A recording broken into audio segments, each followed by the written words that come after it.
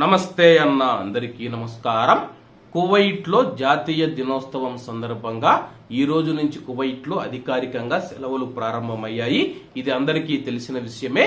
మొత్తంగా వరుసగా 5 రోజులు సెలవులు రానున్నాయి.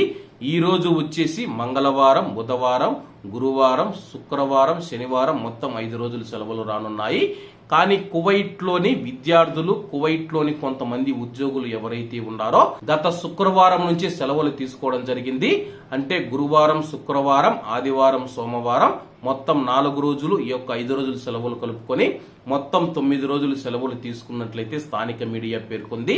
చాలా మంది ఉద్యోగాలకు రాలేదని చెప్పేసి మెడికల్ లీవులు పెట్టేశారని చెప్పేసి, అలాగే చాలా పాఠశాలలు మనం చూసుకుంటే ఆదివారం, సోమవారం తక్కువ మంది విద్యార్థులు హాజరయ్యారు.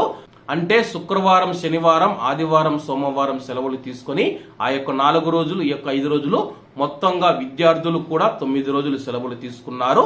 వివరాల్లోకి వెళితే కువైట్లో జాతీయ దినోత్సవం మరియు విమోచన దినోత్సవానికి 2 రోజుల ముందు ఆదివారం విద్యా మంత్రిత్వ శాఖకు సంబంధించిన పాఠశాలలలో చాలా మంది విద్యార్థులు రాలేదని చెప్పేసి అధికారులు తెలిపారు. కొన్ని పాఠశాలలో హాజరు రేట్లు చాలా తక్కువగా ఉన్నాయని చెప్పేసి విద్యారంగ వర్గాలు ధృవీకరించాయి. కొన్ని తరగతుల్లో, కొన్ని క్లాసుల్లో కేవలం 1 మరియు 2 విద్యార్థులు మాత్రమే హాజరయ్యారని చెప్పేసి కొన్ని తరగతి గదులు పూర్తిగా ఖాళీగా కనిపించాయి.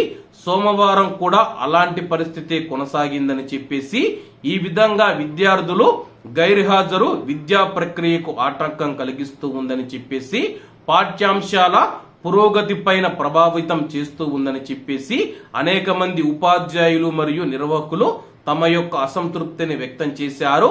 అధికారిక సెలవులు ఉన్నా కానీ సెలవులకు ముందే చాలా మంది విద్యార్థులు ఇలా సెలవులు తీసుకున్నారని చెప్పేసి, అంటే కువైట్ ప్రభుత్వం అధికారికంగా మనం చూసుకుంటే 3 రోజులు మాత్రమే సెలవులు ఇచ్చింది.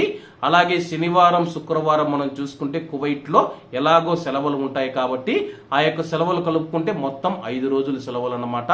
కానీ వీళ్ళు ఒక వారం ముందే మనం చూసుకుంటే శుక్రవారం, శనివారం, ఆదివారం, నిన్న సోమవారం 4 రోజులు కలుపుకొని ఈ యొక్క 5 రోజులు మొత్తంగా 9 రోజులు సెలవులు తీసుకోవడం పట్ల చాలా మంది అసంతృప్తి మరియు ఆగ్రహం వ్యక్తం చేస్తూ ఉన్నారు.